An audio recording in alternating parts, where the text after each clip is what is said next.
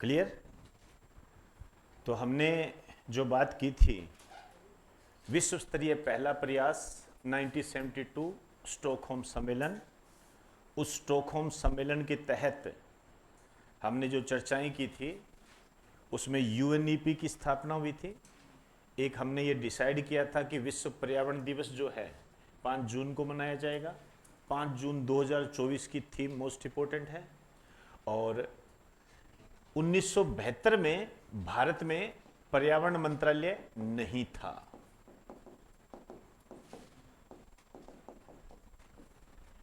भारत में जो पर्यावरण मंत्रालय बना है ये कब बना है? 85 में, 1985 में बना है ये। और भारत के पहले वन और पर्यावरण मंत्री राजीव गांधी थे। क्लियर। और वर्तमान मंत्री जो है ये भूपेंद्र यादव है आज तक। अब कल को क्या हो कैसे हो ये अपडेशन की डिमांड करता है। अब इसमें तो कोई अपडेशन होगा नहीं, ये तो बन गए जो बन गए। ठीक। तो 1972 में जो स्टॉकहोम सम्मेलन हुआ था उसके 20 साल बाद अर्थ समिट हुआ। तो इसको आपने ऐसे लिखना है। अब आप पेज के बीच में ऐसे लिखो, 20 वर्ष बाद। किसके 20 वर्ष बाद? स्टॉकहोम सम्मेलन के। ठीक है ना, अपना चैप्टर वही चल रहा है स्टॉकहोम सम्मेलन वाला। अब मैं बात करने जा रहा हूं कि स्टॉकहोम सम्मेलन के 20 साल बाद एक सम्मेलन और हुआ। उस सम्मेलन का नाम था अर्थ समिट। अर्थ समिट, इसको बोलते हैं पृथ्वी सम्मेलन। पृथ्वी सम्मेलन ये हुआ था 1992 के अंदर।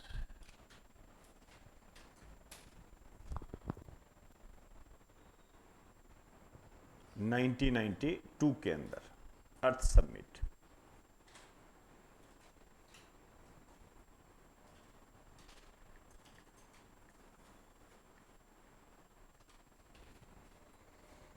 चले आइए। अब ये जो अर्थ समिट हुआ था इसका जो अन्य नाम है, अन्य नाम है, लिख दीजिए, यूएनसीईडी। यूएनसीईडी। यूएनसीईडी पूरा नाम क्या हो जाएगा? यूएन का मतलब तो क्या होगा? United nation. United nation conference on, United nation conference on environment and development.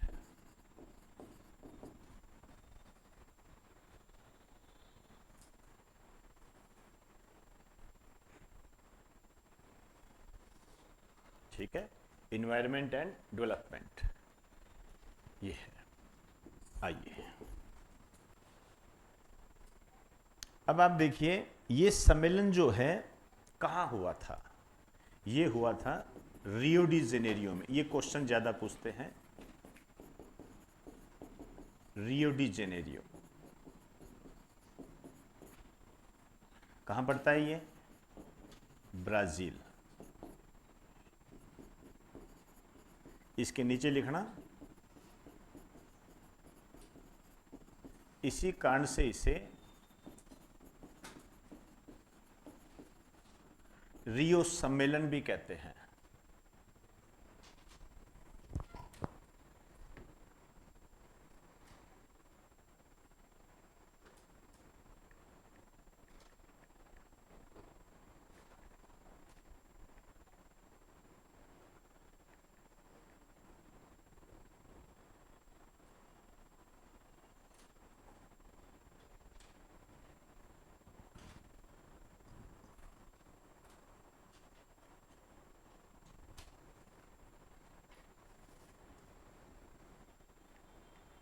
चले, इसी कारण से इसे रियो सम्मेलन भी कहते हैं।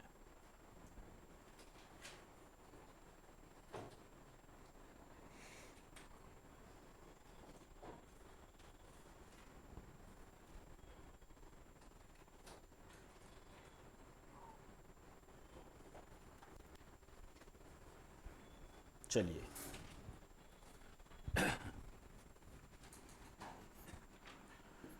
अब देखिए यहां कई बातें हुई।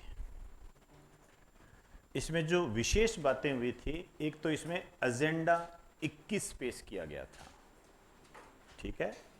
एक इसके अंदर क्या हुआ था, जो एजेंडा 21 था उसके अंदर 3 समस्याओं को उठाया गया। 3 समस्याएं, ये ध्यान रखना आपने। 3 समस्याएं कौन सी थी? एक तो डिजर्टिफिकेशन, मरुस्थलीकरण। दूसरा था इसके अंदर क्लाइमेट चेंज, जलवायु परिवर्तन। तीसरा था जैव विविधता, बायोडाइवर्सिटी। 3 समस्या ये क्लियर होनी चाहिए आपके। 3 समस्याएं यहां उठाएगी कि ये विश्व की समस्याएं हैं। इसी को हम नाम देते हैं एजेंडा 21। तो इसमें एक लाइन लिख दीजिए, लिखिए, इस सम्मेलन में एजेंडा 21 जारी किया गया। एजेंडा 21 जारी किया गया।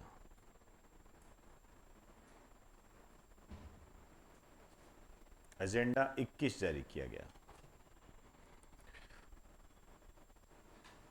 आइए ब्रैकेट में लिखना, ब्राउनलैंड कमीशन की सिफारिश के आधार पर, ब्राउनलैंड कमीशन की सिफारिश के आधार पर, ब्राउनलैंड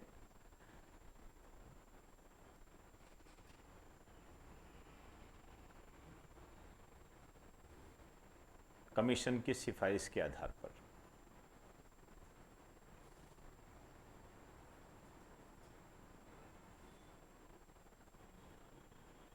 चले। आइए नीचे लिखना, इस एजेंडे को पूरा करने के लिए, इस एजेंडे को पूरा करने के लिए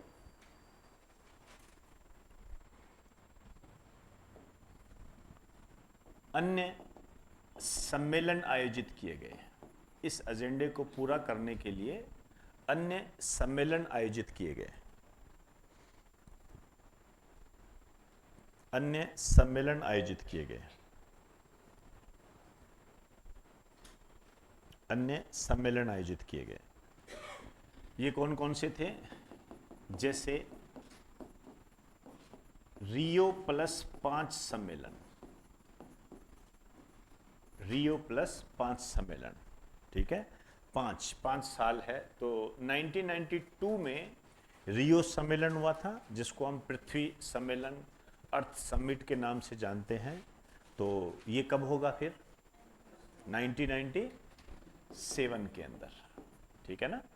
ये सम्मेलन आयोजित किया गया था। भाई कैसे इन एजेंडे को पूरा करें हम? ये हुआ था न्यूयॉर्क के अंदर, यूएसए, न्यूयॉर्क के अंदर हुआ था। और फिर रियो +10 सम्मेलन, अब ये कब होगा? 2002 के अंदर। भाई 10 सालों का रखा गया ना। 1992 में रियो या अर्थ समिट, पृथ्वी सम्मेलन या यूएनसीडी सम्मेलन, ये हुए। और उसके 10 साल बाद 2002 में उसको पूरा करने के लिए ये जो हुआ था, ये हुआ था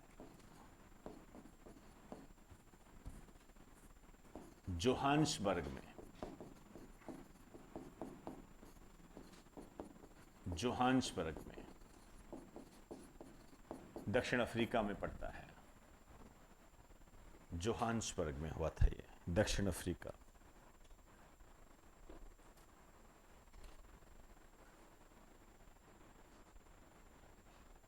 जोहान्सबर्ग में हुआ था। मुझे आज भी याद है, ये क्वेश्चन एग्जाम में खूब आता था कि रियो प्लस सम्मेलन कहाँ पर आयोजित किया गया था। बहुत बार आता था उस टाइम, ठीक है। अभी भी आ सकता है, ध्यान रख लेना।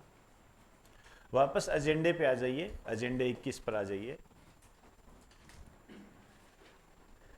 लिखिए, इस एजेंडे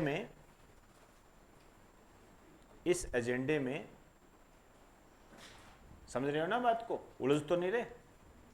लिखिए, इस एजेंडे में विश्व की 3 समस्याओं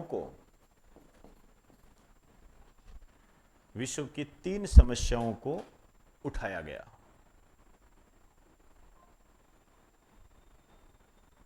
विश्व की 3 समस्याओं को उठाया गया।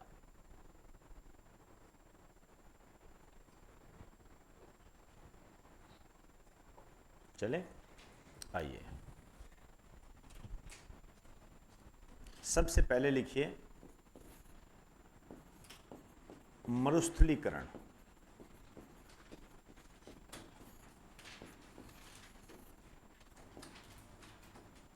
मरुस्थलीकरण की समस्या, ऐसे लिख दो, पूरा लिखो, मरुस्थलीकरण की समस्या।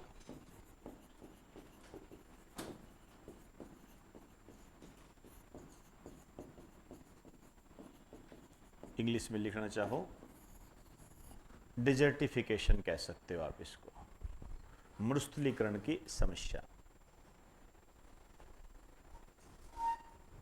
ठीक है ना, इसको रोकने की बात कही गई और इसको रोकने के लिए जो गठन किया गया वो था UNCCP।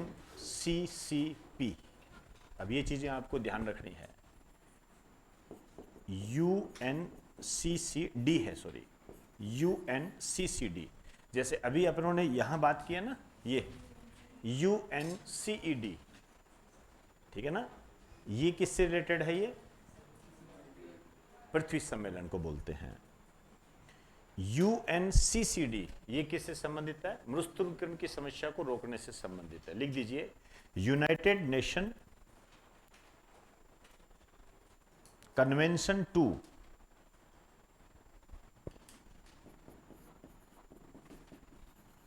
यूनाइटेड नेशन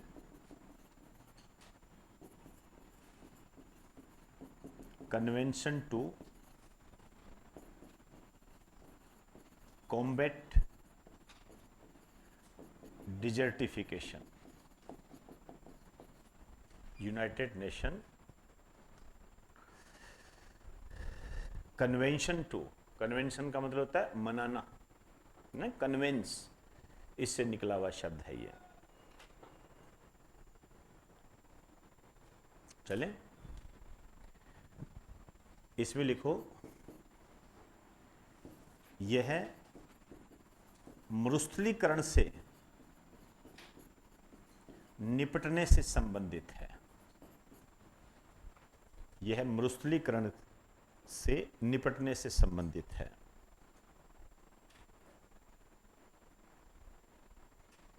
आइए, अब इस पर जो हस्ताक्षर हुए थे ये हुए थे 1994 के अंदर। मतलब एक तरीके से क्या है, ये ट्रीटी है, संधि है ये। इस पर जो हस्ताक्षर हुए थे ये 1994 के अंदर हुए थे और ये जो जगह थी ये था पेरिस। पेरिस के अंदर ये साइन हुए थे यहाँ पर। लेकिन आपको ये ध्यान रखना है, लागू जो हुई थी ये 1996 के अंदर हुई थी। यहाँ पे चलो आगे, कोई बात नहीं, आराम से करो।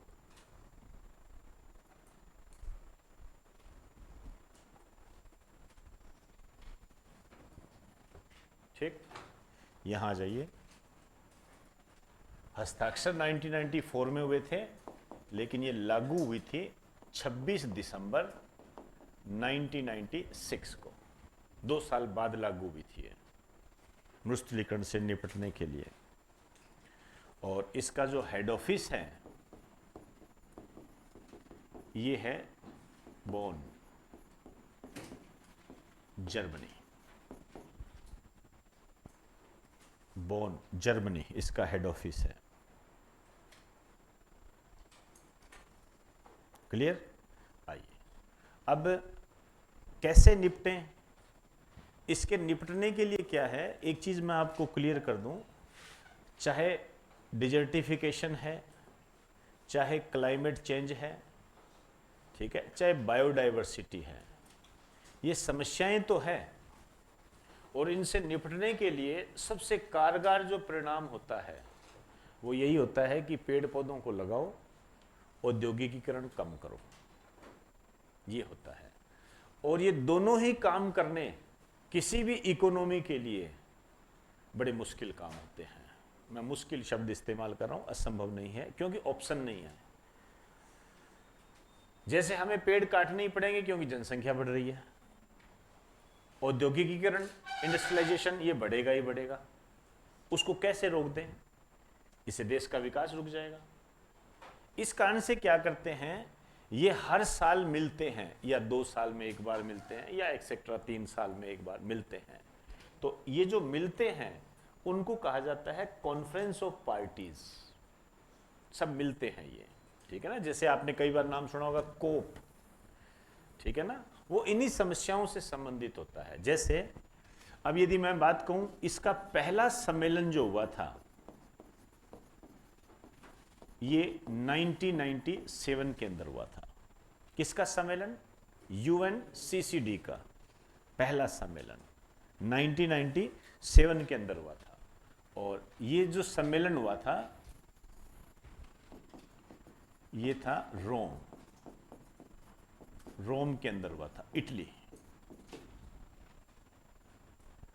रोम के अंदर ये सम्मेलन हुआ था, इटली के अंदर, ठीक। आइए अब देखिए, अब हमें दूसरा तीसरा ऐसा करने की जरूरत नहीं है। हाँ, पहला जरूर पता होना चाहिए, आगे कहाँ होगा ये पता होना चाहिए, और भारत को रिलेट करके पढ़ना है। तो भारत में जो हुआ था इसका 14वां सम्मेलन हुआ था भारत के अंदर। भारत के संदर्भ में यदि बात करेंगे तो 14वां सम्मेलन हुआ था भारत के अंदर, ये 2019 के अंदर, 2019 के अंदर हुआ था ये। आगे आप लिख सकते हो भारत। अब भारत ने यहां पर क्या कदम उठाया, लिख दीजिए भाई। भारत ने यहां पर क्या घोषणा की थी?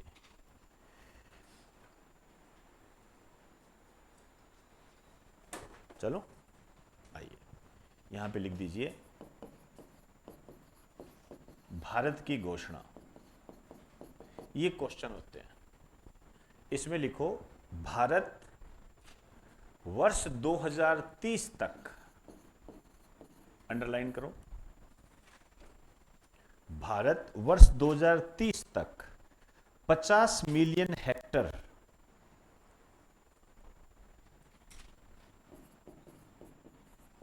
50 मिलियन हेक्टेयर खराब भूमि, भारत वर्ष 2030 तक 50 मिलियन हेक्टर खराब भूमि को बहाल करेगा। बहाल करेगा मतलब सही करेगा।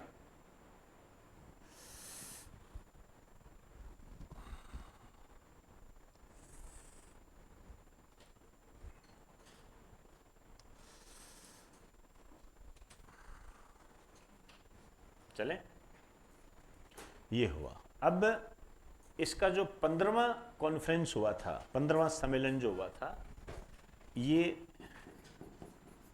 2022 के अंदर हुआ था।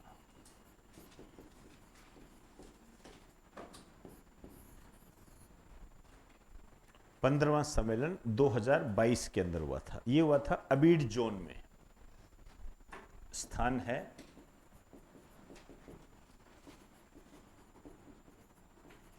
अबीडजोन, एक देश है आइवरी कोस्ट। याद कीजिए, अफ्रीका महाद्वीप जब मैंने आपको बताया था, वहां पर इस देश के बारे में थोड़ी सी जानकारी दी थी आपको। आइवरी कोस्ट, अबीडजोन, यहां पर हुआ था।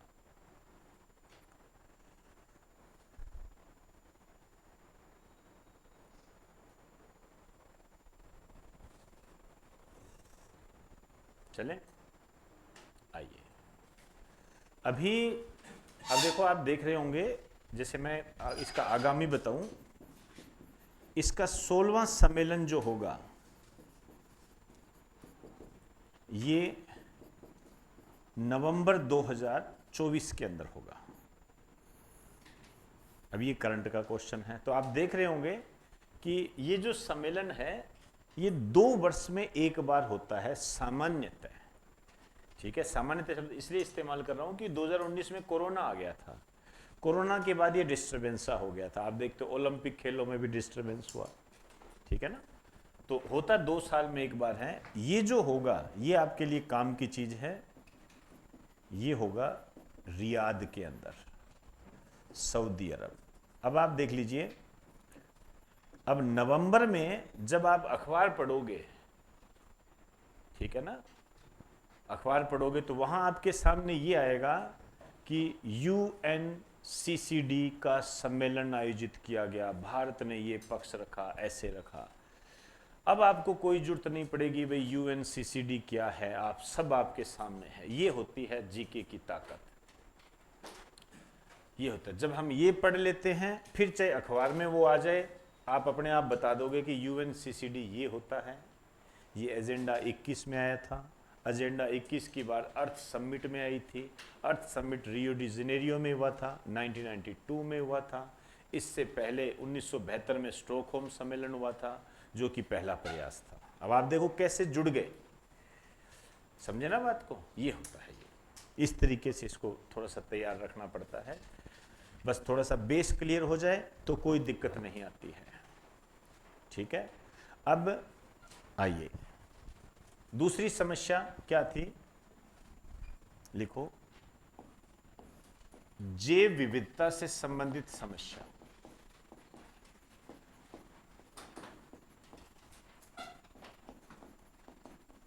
जैव विविधता से संबंधित समस्या, प्रोग्राम रिलेटेड टू बायोडाइवर्सिटी।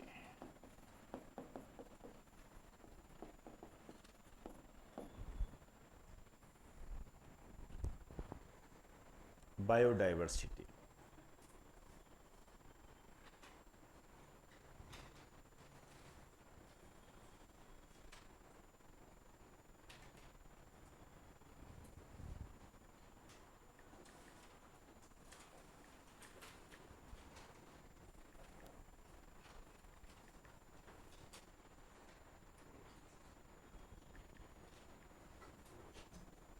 चले, आइए इसमें लिखो, इस समस्या से निपटने के लिए COB, कॉन्फ्रेंस ऑन बायोडाइवर्सिटी, का आयोजन किया जाता है। COB का आयोजन किया जाता है।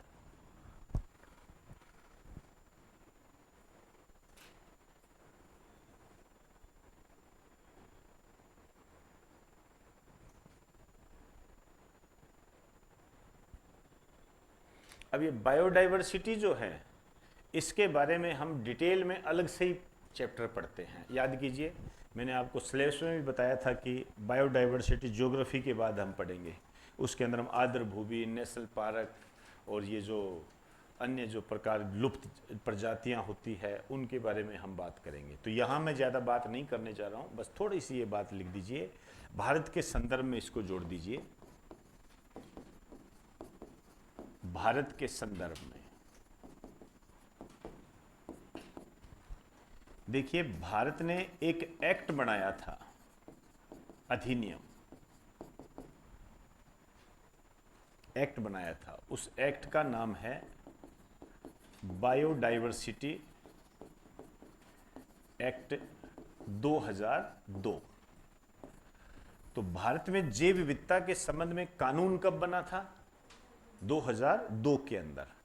ऐसे इसके अंदर क्वेश्चन आते हैं, ठीक है ना। आइए लिखिए, इस एक्ट के तहत वर्ष 2003 में, ध्यान रखना ये 3 है, वर्ष 2003 में भारत में एनबीडी का गठन हुआ।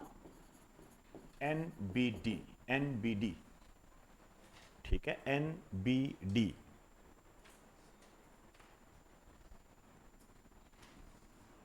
एनबीडी, आगे ए और कर दो, एनबीडीए, नेशनल बायोडाइवर्सिटी ऑथोरिटी,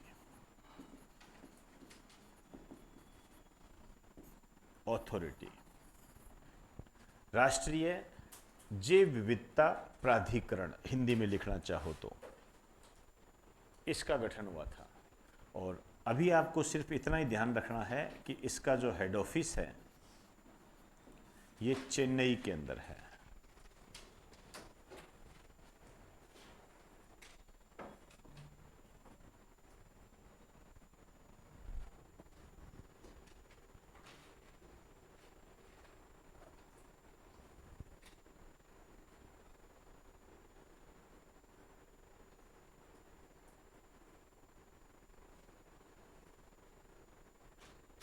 ये चेन्नई के अंदर है।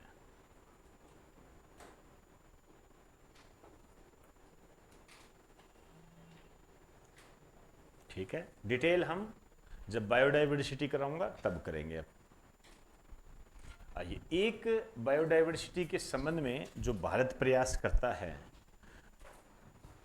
दिवस को सेलिब्रेट करता है, हालांकि इंटरनेशनल लेवल का है, आप जानते हो, मैंने कई बार उसके बारे में करवाया भी हुआ है।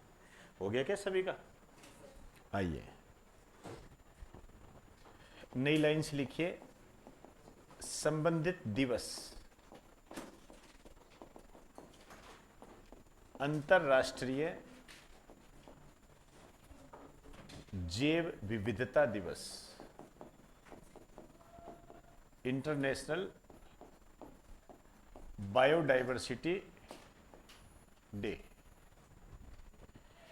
इंटरनेशनल बायोडाइवर्सिटी डे, ये मनाया जाता है 22 मई को। 22 मई को ये मनाया जाता है।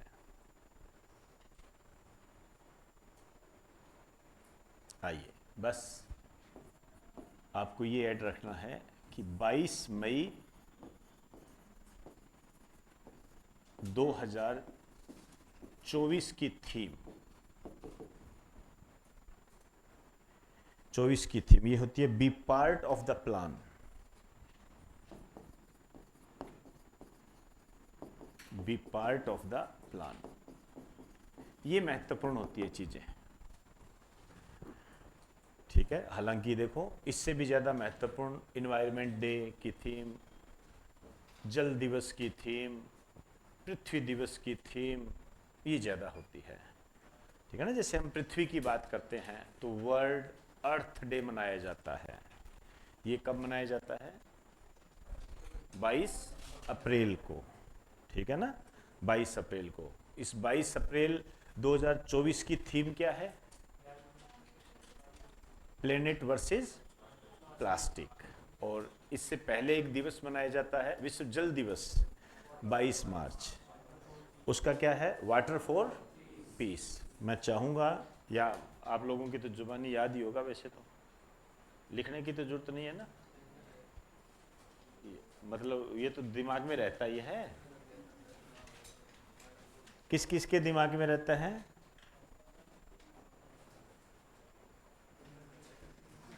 रहता है? नहीं नहीं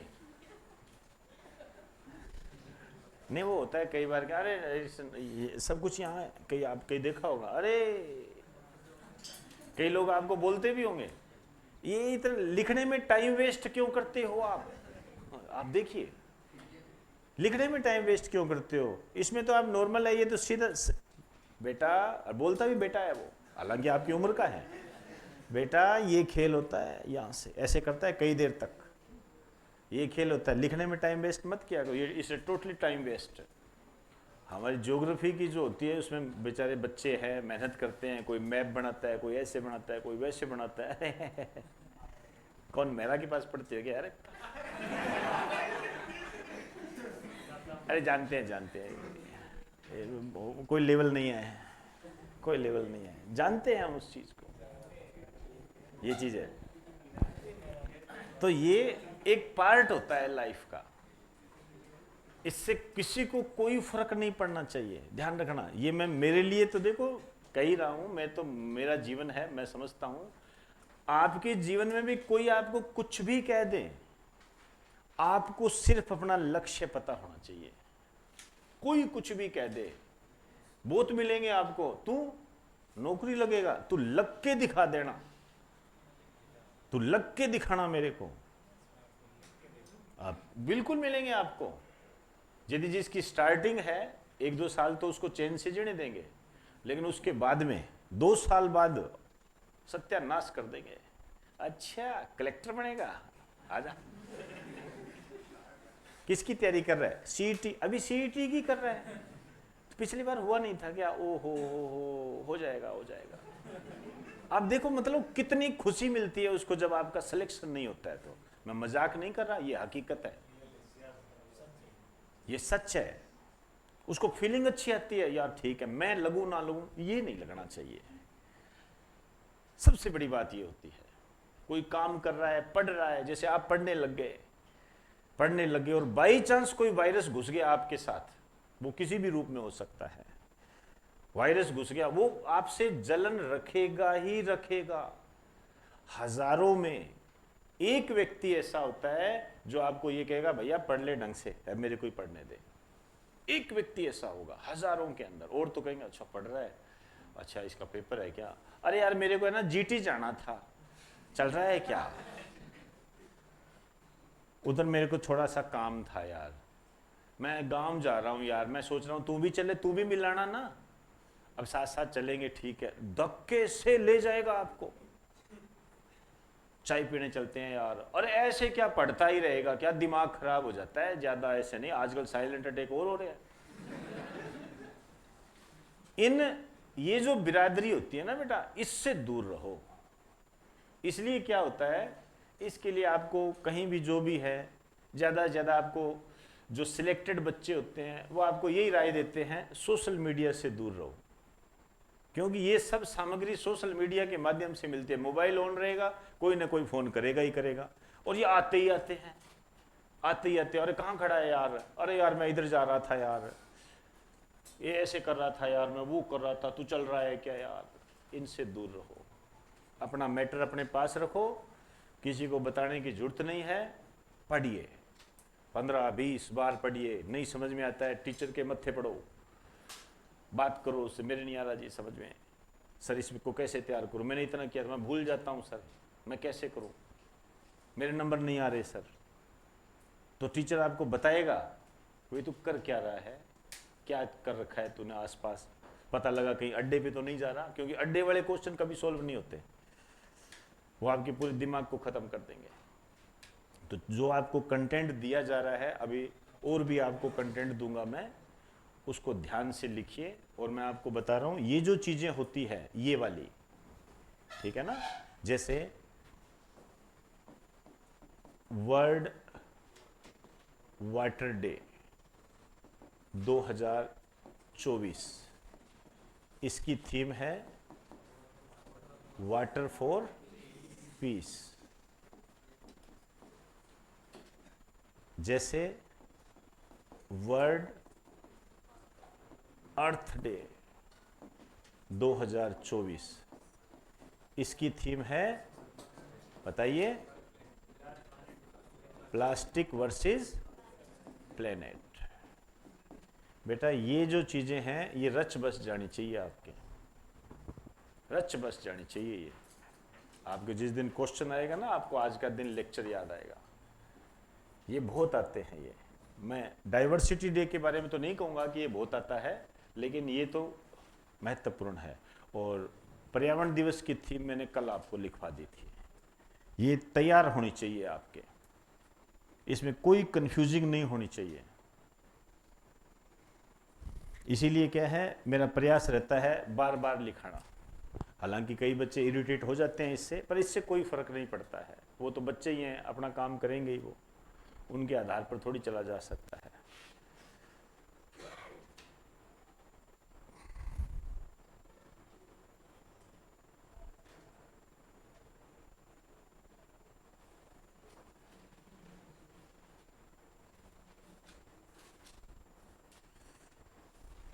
चलें?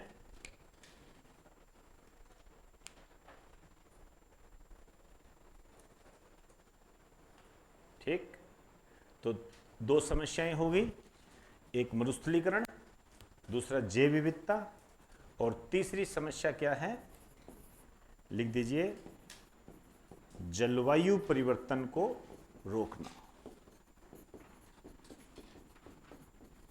जलवायु परिवर्तन को रोकना।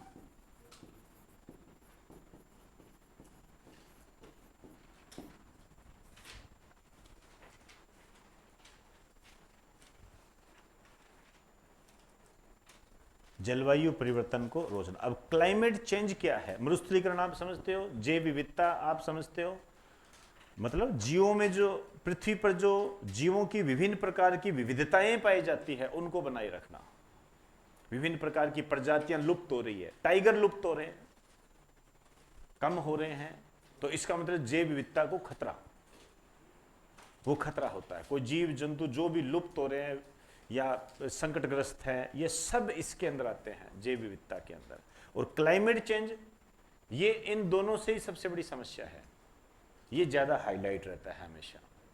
क्लाइमेट चेंज के कारण इतनी खतरनाक स्थिति पैदा हो जाएगी कि यदि हमें कोई ऑप्शन नहीं मिला तो आप मान के चलना, हम फसल का प्रोडक्शन भी नहीं कर पाएंगे। आप देख रहे हो, बे टाइम की बारिश, जहां जरूरत नहीं है वहां बारिश, ये किसके लक्षण है? क्लाइमेट चेंज के लक्षण है ये, ठीक है ना? तो इस समस्या से क्या हुआ, निपटने के लिए एक समझौता हुआ, ठीक है? इसके नीचे लिखना, संबंधित समझौता।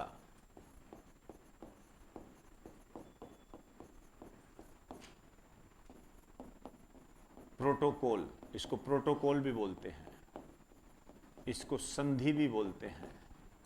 ये है UNFCCC, 3 बार सी है ये, UNFCCC।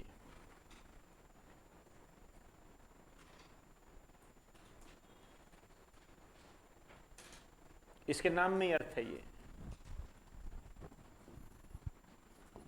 United Nation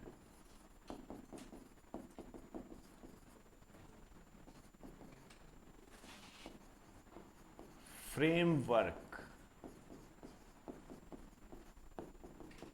convention on climate change. Framework का मतलब होता है खाका, खाका मतलब परफॉर्मा। एक ऐसा परफॉर्मा तैयार करना, एक ऐसा खाका तैयार करना, एक ऐसा मसौदा तैयार करना, ताकि हम कन्वेंस कर सकें किनको? देशों को। किसके लिए? जलवायु परिवर्तन पर। बस सिंपल सी बात है ये, इसके अंदर ही अर्थ होता है ये। अब ये जो लागू हुई थी 1994 के अंदर, लिख दीजिए, इसकी स्थापना भी कह सकते हो आप, और इसके लिए ये शब्द भी इस्तेमाल कर सकते हो, लागू 1994 के अंदर। 1994 में ये लागू हुई थी, और इसका जो हेड ऑफिस है ये भी बोन के अंदर है, बोन, जर्मनी के अंदर है ये।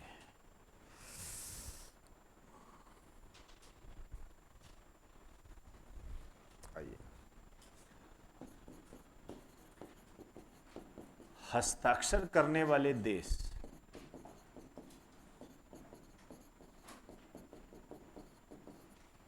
154, 154।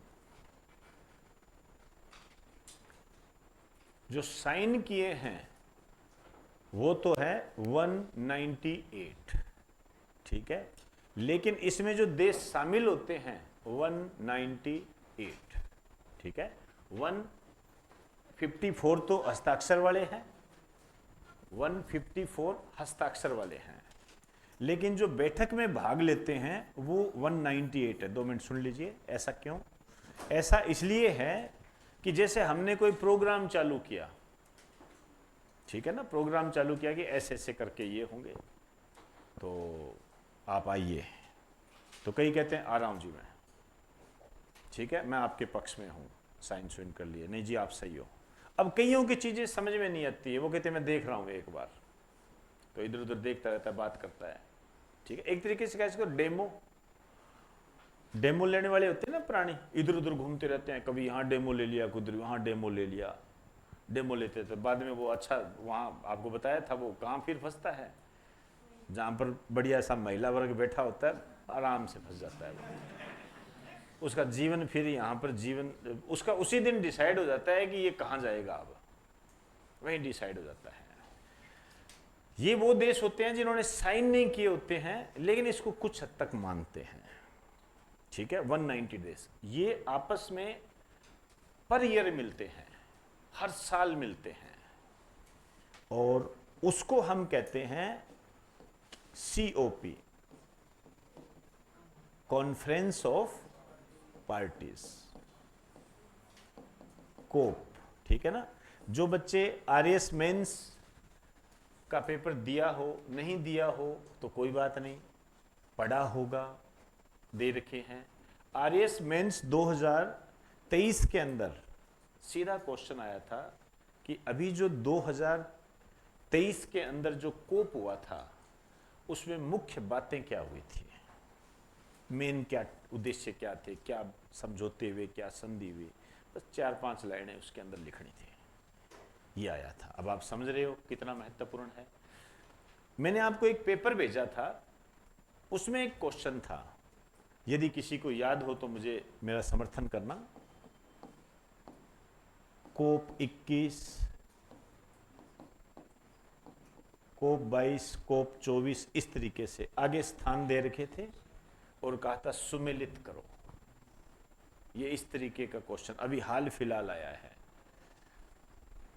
हो सकता है आपके टेलीग्राम पे मैंने वो भेज दिया, वो आपने देखा है, नहीं देखा है, मतलब कहाँ कहाँ हुए इसके आयोजन, इसका सुमेलन करवा लिया, ठीक है।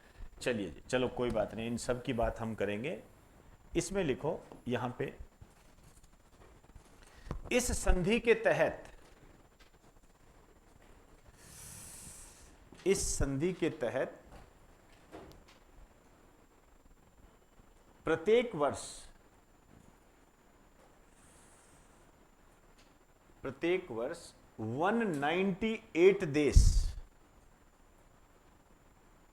प्रत्येक वर्ष 198 देश आपस में मिलकर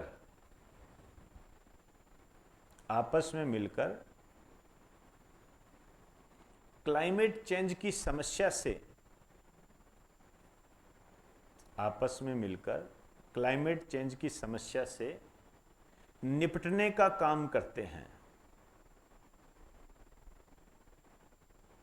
निपटने का काम करते हैं।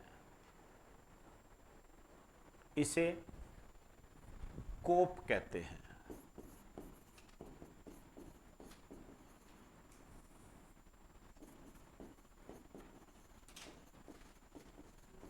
इसे कोप कहते हैं, कॉन्फ्रेंस ऑफ पार्टीज, इसे कोप कहते हैं।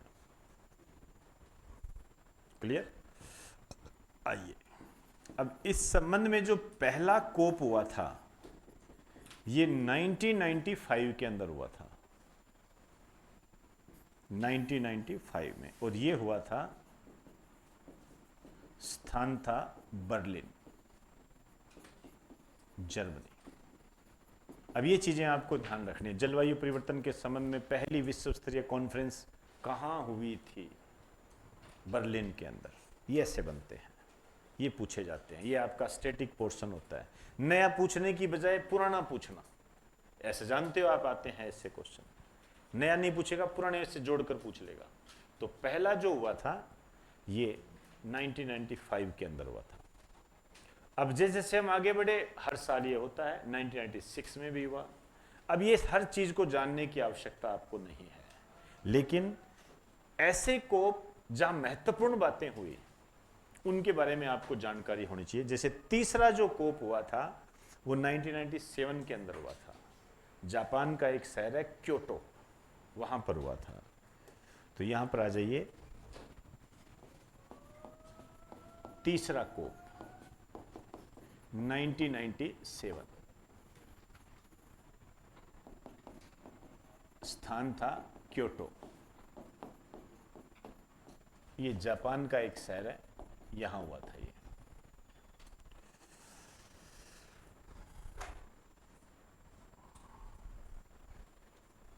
चले, अब यहां क्या हुई, एक संधि हमारे सामने आई, ट्रीटी।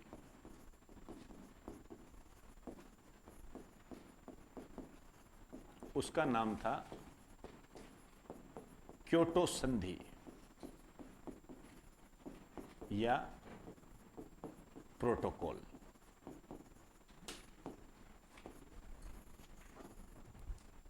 क्योटो संधि, इसको क्योटो संधि के नाम से जानते हैं। कई बार तो यही पूछ लिया जाता है क्योटो संधि का संबंध किससे है। आपसे देता है ओजोन परत संरक्षण, दूसरा देता है जलवायु परिवर्तन, तीसरा देता है मरुस्थलीकरण, चौथा देता है जैव विविधता। ऐसे होता है ये, जैसे आता है ना मॉन्ट्रियल प्रोटोकॉल का संबंध किससे है, ओजोन परत संरक्षण से। ये सब आपको करवाए हुए हैं, ठीक। चलिए जी, अब ये जो क्योटो प्रोटोकॉल है, मेरे को आज भी याद आ रहा है, ये क्वेश्चन, इस पर पूरा क्वेश्चन आया था एक, और ये पूरा क्वेश्चन आया था RAS 2016 के अंदर, जहां तक यदि मैं गलत नहीं हूं तो। उसमें यह कहा था कि क्योटो प्रोटोकॉल के बारे में कौन सा कथन गलत है, ऐसे आया था। तो सबसे पहला ऑप्शन ही आप देखना, उस चीज को पूरा एक्यूरेट तो देखो, मुझे पता नहीं है। लागू पे एक दिया था, ये 16 फरवरी 2005 को लागू हुई थी, 16 फरवरी 2005 को। अब इसमें विभिन्न देशों को डिवाइड किया गया, विभाजन किया गया दो प्रकार के। एक का नाम था एनेक्स फर्स्ट, दूसरे का नाम था एनेक्स सेकंड। ठीक है, इंग्लिश में रखो annex, annex first, annex second. इस एनेक्स फर्स्ट के अंदर जो शामिल देश है 16,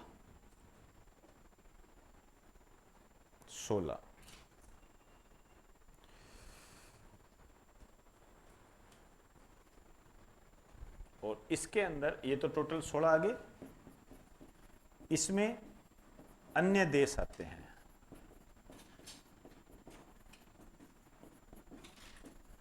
जैसे भारत, मतलब भारत की सूची में है, एनेक्स 2 के अंदर आता है। चलिए,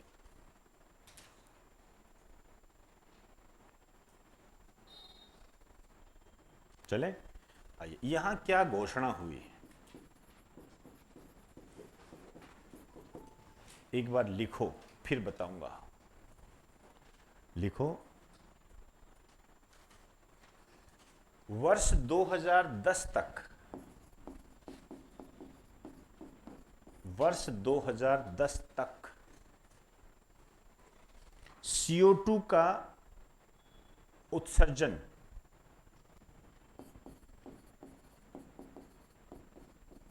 CO2 का उत्सर्जन या उत्पादन, production, excretion and production of CO2, CO2 का उत्सर्जन या उत्पादन 1990 के स्तर से, 1990 के स्तर से 5.2% कम कर देंगे। 5.2%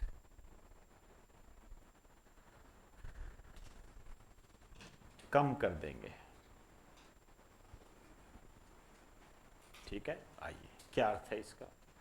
इसका अर्थ यह है कि देखो, CO2 ग्रीन हाउस प्रभाव या ग्लोबल वार्मिंग, जिसके लिए जलवायु परिवर्तन होता है, उसके लिए उत्तरदायी है। तो CO2 के उत्सर्जन को हम कम करेंगे, तो इसमें तो कोई दिक्कत नहीं है। टारगेट क्या रखा? 2010। अब पूरा हुआ नहीं हुआ वो अलग बात है, लेकिन इसमें ऑप्शन यही आते हैं ये सारे। ये क्या कह रहा है? 1990 के स्तर से, मतलब आप देखिए 2005 में लागू हो रही है, लेकिन लेवल कौन सा ले रहा है? 1990 का स्तर। क्यों ले रहा है? देखिए इंडियन इकोनॉमी छोड़िए, वर्ल्ड इकोनॉमी ले लीजिए आप। वर्ल्ड इकोनॉमी में एक ईयर आता है 1990-91। ये 90-91 जो ईयर है, ये पूरी वर्ल्ड इकोनॉमी को दो भागों में बांट देता है। आपने कभी नाम सुना होगा, और सुना ही है जिसने इकोनॉमिक्स की है, उदारीकरण का युग। 1990 के बाद उदारीकरण का युग चालू हो गया था, और इससे पहले नहीं था। उदारीकरण का युग क्या है? रास्ते खोल दिए गए, दरवाजे खोल दिए गए, आप यहां बनाओ, हम भी वहां बनाएंगे, ये वस्तु हम देंगे, आप हमें वो दो, ऐसा पूरा खुला हो गया, ओपन हो गया। ठीक है ना? तो आप देख रहे हो कि 1990 के बाद ही सब चीजें हमारे सामने आई है। ये पिज्जा बर्गर जो आप देख रहे हो, ये 1990 के बाद की उत्पत्ति है। ये मोबाइल वगैरह देख लीजिए, ये सब 1990 के बाद में है। उससे पहले एक समोसे का मिलना बड़ा मुश्किल होता था, उसको पता नहीं कहाँ ढूंढ ढूंढ के लाना पड़ता था कि यहाँ समोसा है, आज नीचे उतरते ही आपको समोसा मिल जाएगा, ऐसे होता था। पिज्जा, भगवान जाने क्या क्या चीजें दे देते हैं आजकल, ये है। तो अब जब यहां हमने किया, औद्योगिकीकरण बढ़ा, यहां पर औद्योगिकीकरण बढ़ा मतलब एकदम से पोल्यूशन बढ़ा। उस समय तो हमें पता नहीं लगा, उस समय तो लगा यार मजे आ गया, बहुत बढ़िया, विकास बहुत हो रहा है।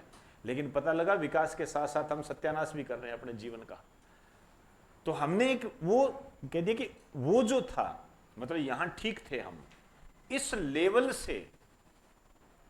से हम 5.2% कम करेंगे। समझ में आई मेरी बात सारी? आज यदि हम ये कह दें कि हम 2020 के लेवल से कम करेंगे, तो 2020 तो प्रदूषण से भरा हुआ है, उसमें क्या कम करोगे आप? हमें तो उस लेवल को देखना है जहां से ये चालू हुआ था, समझे ना? जहां स्टार्टिंग हुई थी इसकी, उस स्टार्टिंग से हम कम करेंगे और हम टारगेट बढ़ा देंगे, तो हो सकता है कुछ ना कुछ तो हम प्राप्त कर पाएंगे। तो ये ऐसे है। ये तो ये 3 क्वेश्चन है इसके अंदर। 5.2% और 1990 का स्तर रखा, CO2 के उत्सर्जन को हम कम कर देंगे। समझ में आई जी बात सारी? चलिए अब एक स्टार डाल के लिख दीजिए। वर्ष 2007 में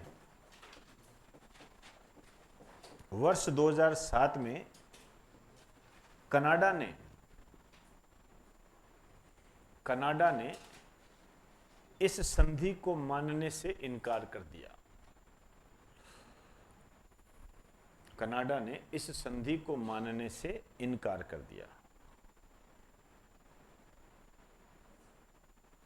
कनाडा ने इस संधि को मानने से इनकार कर दिया। ठीक, कई कारण होते हैं। कनाडा बड़ा देश है। अब जब इसका जो उस समय राय थी वो यही थी कि भाई देखो, जब बड़े बड़े देश औद्योगिकीकरण कर रहे हैं, वो नहीं मान रहे, तो मैं मान के क्या कर लूंगा भाई? वही बात, ये नहीं कर रहा तो मैं क्यों करूं, ये था। तो इसके आगे की बात हम कल करेंगे। नेक्स्ट कोप कौन सा था, कैसे क्या बातें थी।